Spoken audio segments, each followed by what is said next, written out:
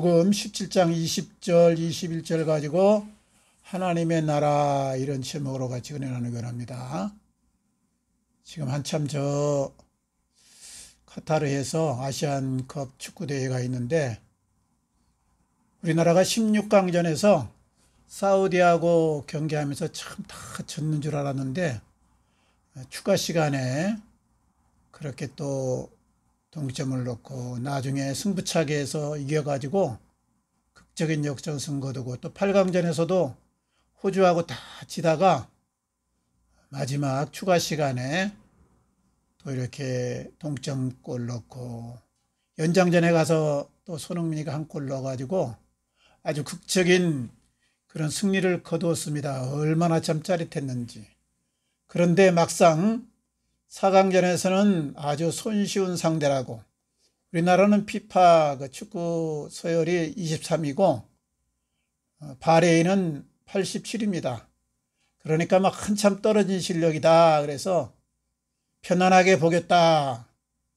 뭐 승리는 우리가 뭐 거머쥔 거나 다름없다 이런 생각을 했는데 예상을 뒤엎고 2대 0으로 참패를 당했습니다. 그리고 이번 아시안 컵 대회에서 우승 후보로 손꼽았던 일본이라든가 또 이란이라든가 우리나라가 모두 결승에 진출하지 못했습니다. 제가 이걸 보면서 생각하는 것이 사람은 아무도 앞날을 예측할 수 없구나. 전문가들의 그 예측을 뒤엎고 우승 후보 1, 2, 3위가 다 탈락했다 이 말이죠. 또 영원한 강자도 없고 영원한 패자도 없다. 절대적인 그런 강자도 없고 그리고 절대적인 약자도 없다. 시대가 변하고 여건이 바뀌면 뒤바뀔 수 있다. 그리고 또 하나는 모든 것은 우리의 뜻대로 되는 것이 아니고 하나님의 손에 있구나. 이걸 다시 실감했습니다. 오늘 여기 읽은 누가복음 17장 20절 21절 말씀은 예수님이 하나님 나라에 대해서 말씀하신 것인데 바리새인들이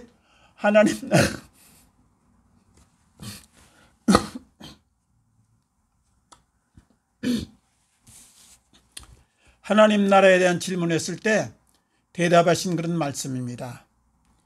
그래서 이제 하나님 나라 이 천국 그러면 우리 성경에 많이 나와 있는데 하나님 나라의 해부는 우리나라 성경으로 주로 이제 천국으로 이렇게 번역을 많이 했어요.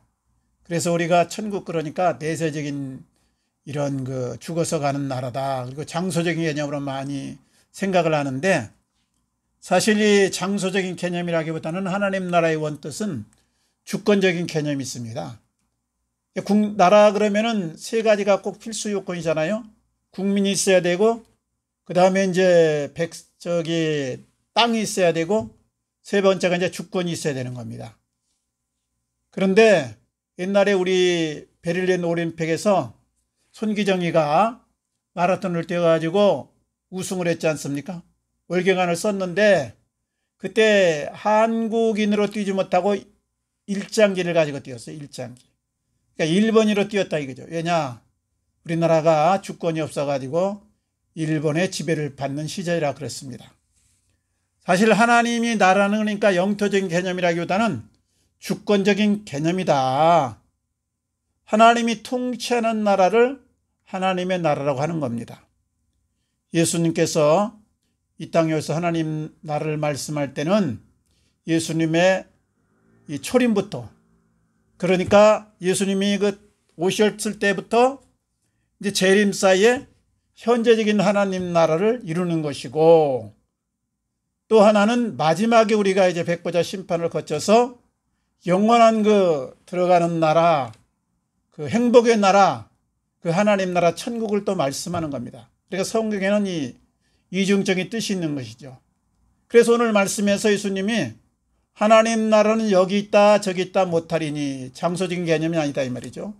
너희 안에 있느니라 이렇게 말씀하지 않습니까? 그러니까 너희 안에 하나님의 나라를 이루라 이런 뜻이 되는 거예요. 우리가 이 땅에 이제 살면서 우리 심령이 하나님 나라를 이루고 그리고 마지막에 이 생이 다 마치고 나중에 예수님이 재림하시고 흰보좌 심판을 거쳐서 하늘나라에 입성하면 그 영혼이 거하는 하나님 나라에 우리가 들어가 살고, 근데 하나님 나라는 어떤 것이 있는 것인가? 하나님 나라는 어떤 나라인가? 그러면 먼저는 이제 이 세상이라는 것은 여러 가지가 혼재되어 있지 않습니까? 빛도 있고 어둠도 있고 또 슬픔도 있고 환희도 있고 기쁨도 있고 고통도 있고 좋은 것도 있고 나쁜 것도 있고 이게 전부 같이 있다 이거죠. 그래서 한 사람의 그 생애를 봐도 항상 슬픈 날만 있는 것이 아니고 가끔씩은 기쁜 날도 있고 또 즐거운 사람도 항상 즐거움만 있는 것이 아니고 가끔은 또 고통과 어려움과 슬픔이 있는 것입니다. 그러나 천국에는 좋은 것만 있습니다. 한마디로 말하면 좋은 것만 있다. 그러면 천국엔 뭐가 있느냐? 첫째는 하나님이 계십니다. 하나님의 나라, 하나님이 통치하는 나라, 그래서 하나님이 계신다. 계시록 22장 5절 말씀에 이 하나님 나라 천국에 대해서 잘 말씀하는데요. 다시 밤이 엇겹고 등불과 햇빛이 쓸데없으니 이는 주 하나님이 그들에게 비추심이라. 그러니까 하나님 나라는 하나님이 빛이 되시니까 어둠이 없고 밤이 없습니다. 하나님의 영광이 가득합니다. 늘 밝고 그리고 환합니다. 그렇기 때문에 늘 활기가 넘쳐납니다.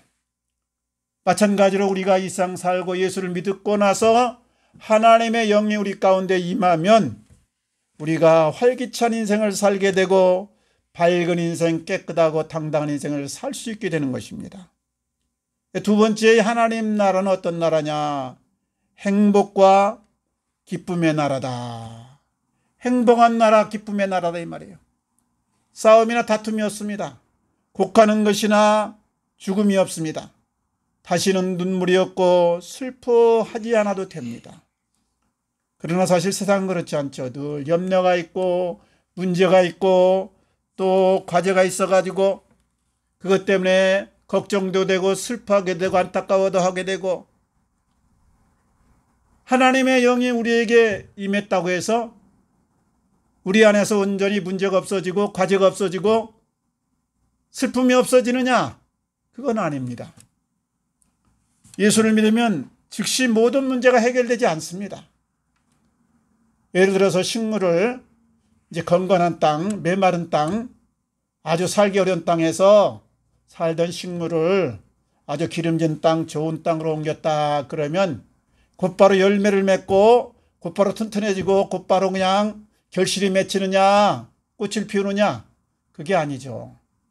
시간이 지나야 되는 거예요. 양분을 흡수해가지고 수분을 흡수해서 기름진 것을 흡수해가지고 시간이 지나서야 나중에 결과적으로 꽃도 피우고 열매도 맺는 것입니다.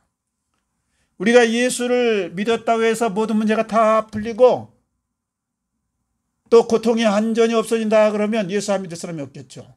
여전히 세상에 있는 동안에는 예수를 믿어도 예수를 안 믿어도 고통과 문제와 어려움이 있는 것입니다. 그런데 어떻게 우리가 예수 믿고 나서 이 세상에서 마음에 이런 하나님의 천국, 하나님 나라를 이룰 수 있느냐? 주님의 영이 나를 지배하면 됩니다. 우리 평안과 이 편안이라는 것은 다릅니다. 편안이라는 것은 외적인 조건, 환경을 말하는 것이죠. 뭐가 이렇게 참 넘쳐나고 부족함이 없고 그리고 여러 가지가 풍족하다 그러면 편하다. 평안이라는 건 뭐예요? 마음의 상태를 말하는 겁니다. 바로 마음에 괴로움이 없고 슬픔이 없고 안타까움이 없다. 그러니까 이 평안이라는 것은 어떤 환경이나 여건하고는 관계가 없는 것이죠. 하나님의 영이 임하면 우리에게 편함을 준다기보다는 평안을 주시는 겁니다. 평안. 우리 마음에 평안을 주신다. 그래서 비록 세상에는 파도가 있고 풍파가 일고 때로 문제가 있고 어려움이 있어도 마음은 평안할 수 있다 이 말이에요. 하나님의 영이 나를 지배하면 내 마음이 평안하다. 믿으시기 바랍니다. 또 천국에는 유혹이 없고 죄가 없습니다. 우리는 본래 하나님의 그 영안에서 하나님을 나타내는 존재로 이렇게 창조가 되었는데 마귀 유혹의 선악과를 따먹으로 말미암아서 육적인 존재로 타락하고 말았습니다.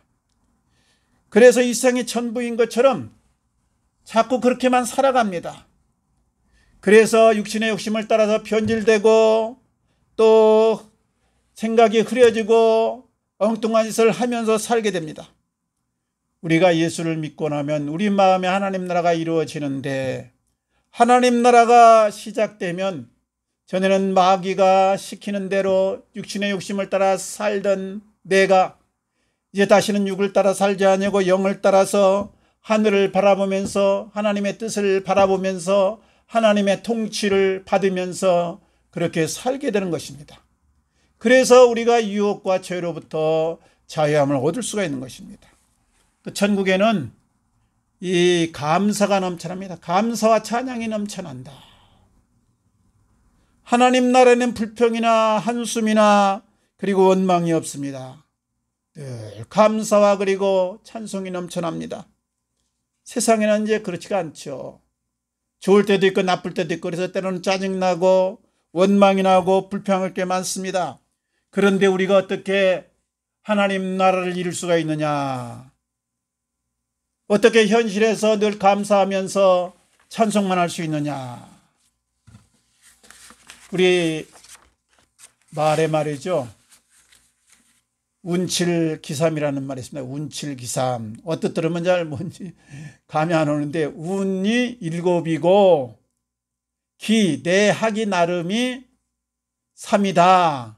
그러니까 내가 아무리 잘 살고 멋지게 살고 훌륭하게 살려고 해도 운이 7을 지배하고 내가 노력한 것이 3 정도밖에 안 되니까 이 결과가 그렇게 내 마음대로 안 된다 이런 뜻이거든요. 운칠기삼. 이걸 이제 다른 말로 하면 하나님이 주신 것이 7이고 하나님의 은혜가 7이고 내가 노력하고 애쓴 것이 3이다 이런 말이에요.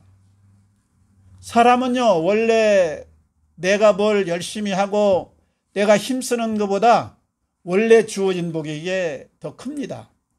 예를 들면 우리가 옛날 고려적이나 삼국시대에 태어났으면 이게 할 게 별로 없어요.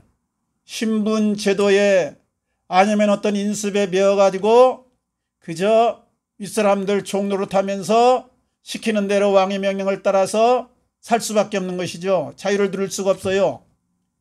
또 저 북한이나 아니면 아프리카 제3시대에 태어났으면 우리가 제대로 할 수 있는 게 없습니다. 그 김정은이 시킨 대로 그저 직업도 그렇게 해야 되고 뭐든지 그저 내 마음대로 안 되고 어디 가서 사람 어디 가서 살아야 되고 그 운명에 따라서 그럴 수밖에 없잖아요. 아프리카에 태어났으면 아무리 노력해도 그 올라가고 잘 사는데 한계가 있는 겁니다. 이게. 그러니까 우리가 생각을 가만히 잘 생각을 해가지고 보면 내가 지금 이 좋은 시대에 21세기에 대한민국이란 땅에 태어난 것, 하나님이 여기에 나를 보내신 것만 해도 불평이나 원망이나 짜증은 다 날아가 버려요. 저 언제나 힘들고 어려울 때 오면 이런 생각합니다. 내가 21세기 대한민국에 살고 있는데 뭐가 불평이고 원망이냐. 너 지금 저 북한이나 아프리카로 보내면 어떻게 되냐. 이런 생각을 가끔 해봐요. 그러면 원망 짜증이 싹 달아납니다. 우리가 이 살아간다는 것은 사실 100년 안팎이잖아요.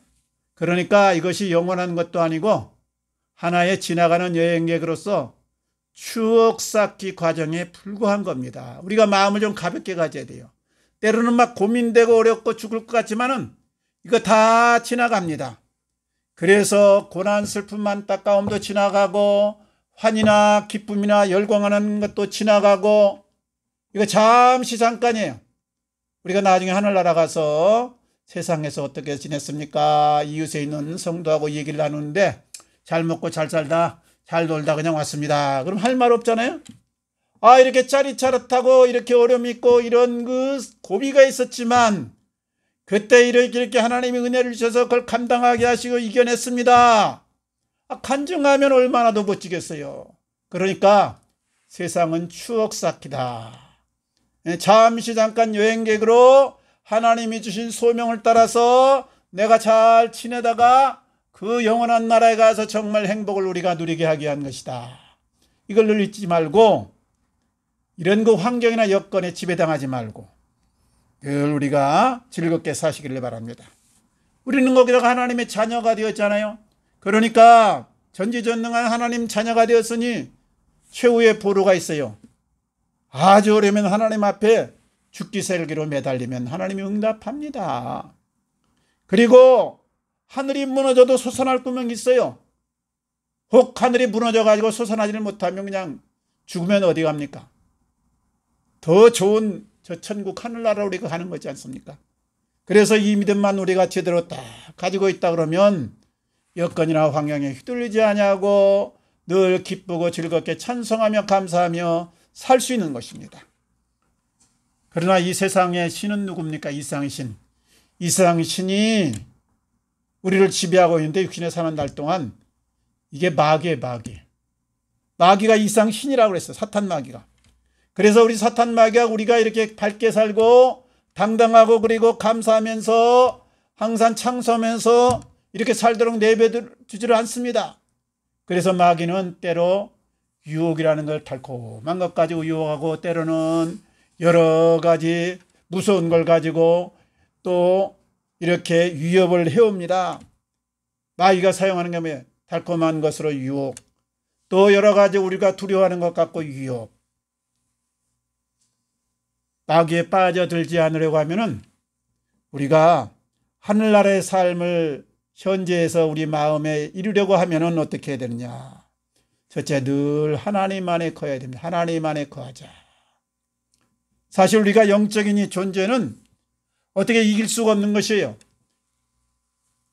왜 에덴에서 사탄 마귀가 그렇게 아담 하와를 유혹한 겁니까?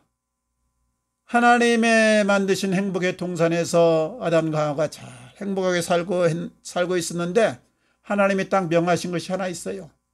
다른 과일 다 네 마음대로 하되 선악과는 먹지 말아라. 왜냐? 하나님이 주인 된 것을 너희가 잊지 말라 이 말이에요. 하나님이 이 에덴의 주인이시다. 하나님이 통치하는 나라 이걸 잊지 말라. 그런데 사탄 마귀가 속삭입니다. 너 선악과 따먹을 수 있냐 없냐? 따먹을 수 있는 거야. 넌 자유의지가 있는 거야. 자유로운 거야. 따먹어도 되고 안 따먹을 수 있는 거야.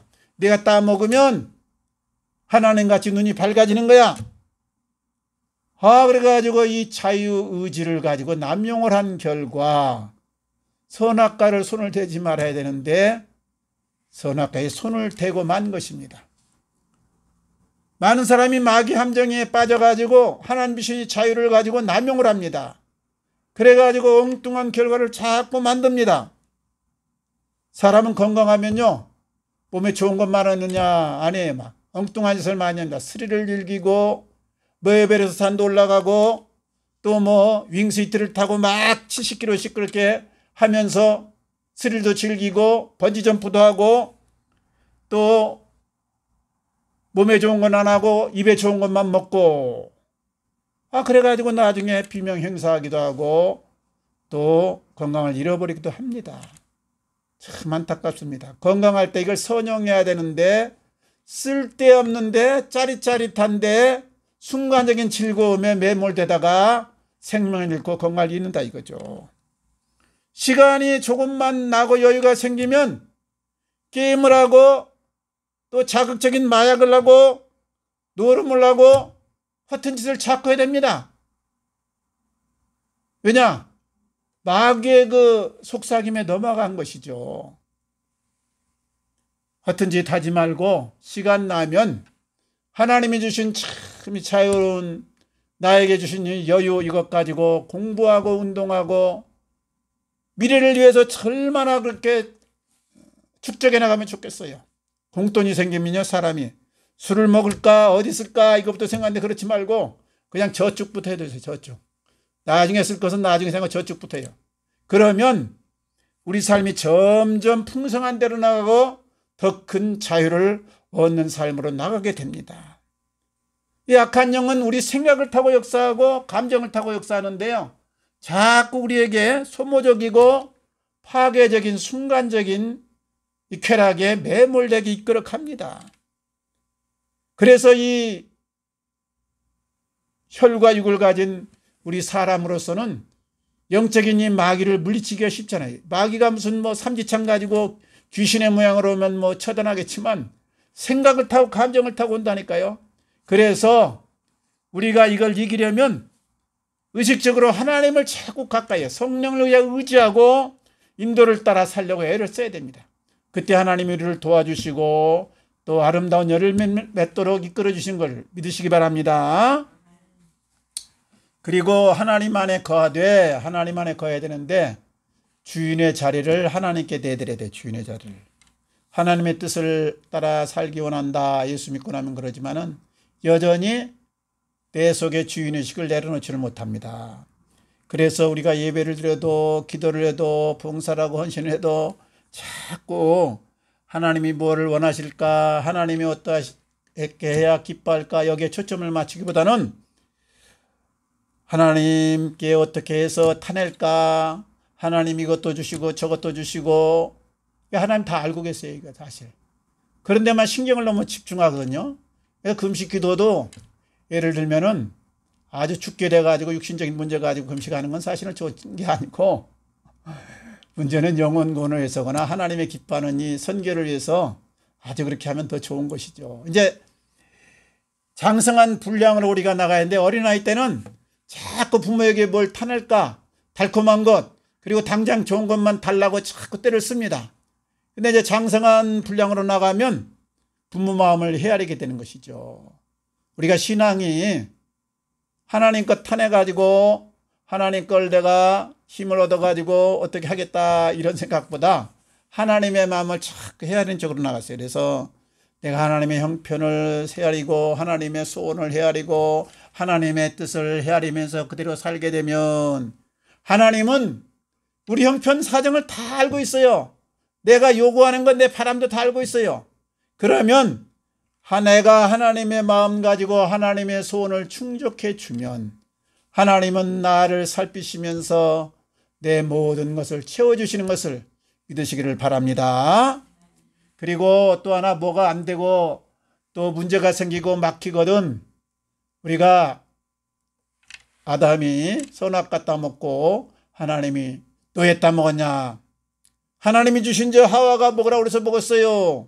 자꾸 핑계를 대는 핑계, 그 죄성이 남아있어. 그래가지고 뭐가 안 되면은, 뭐가 실패하고 뭐가 힘들게 되면 자꾸 환경 탓하고 남의 탓하고 조상 탓하고 합니다.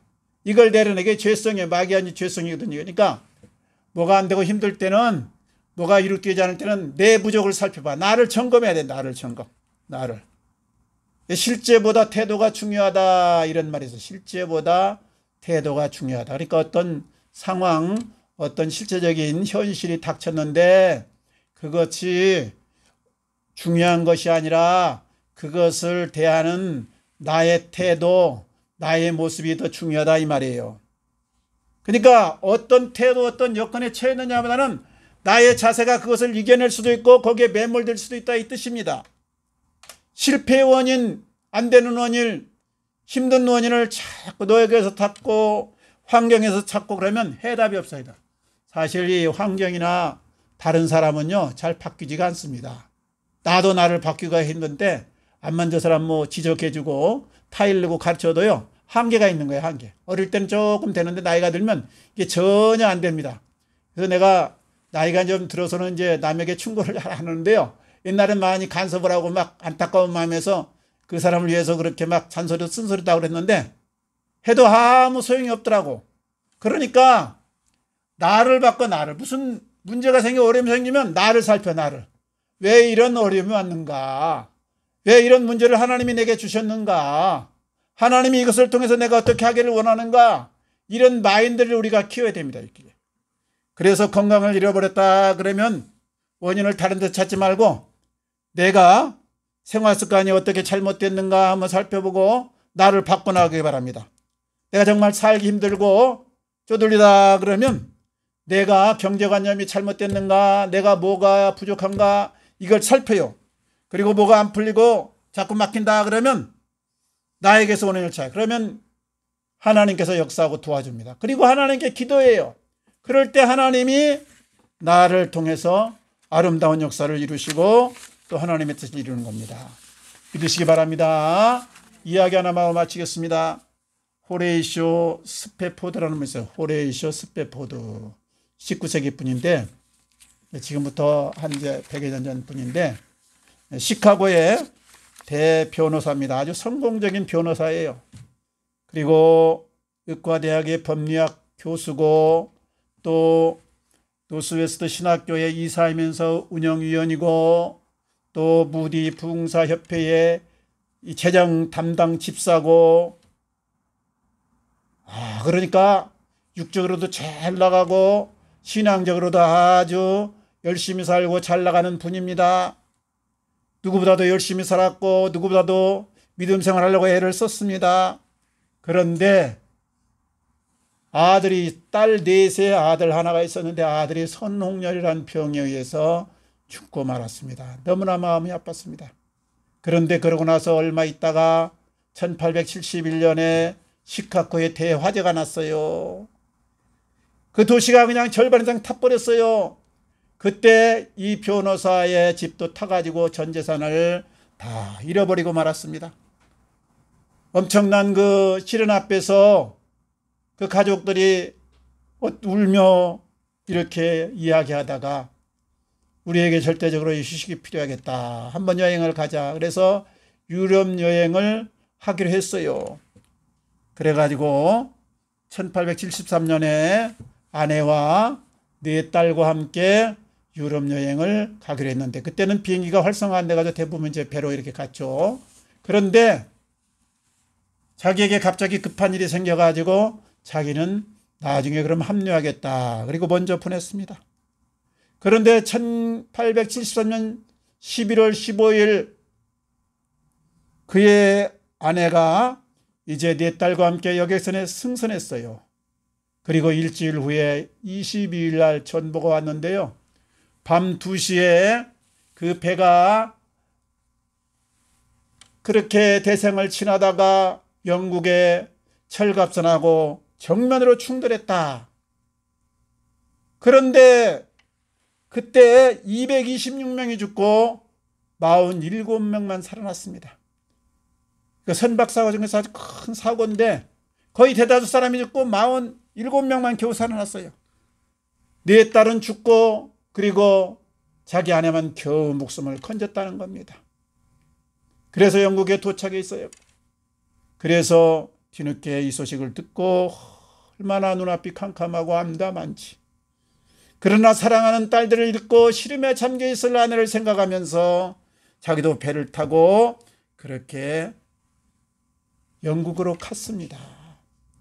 그 배를 타고 가다가 4명이 죽은 그 바다 위를 건널 때 선장이 그래 여기가 바로 그 사고 지점입니다.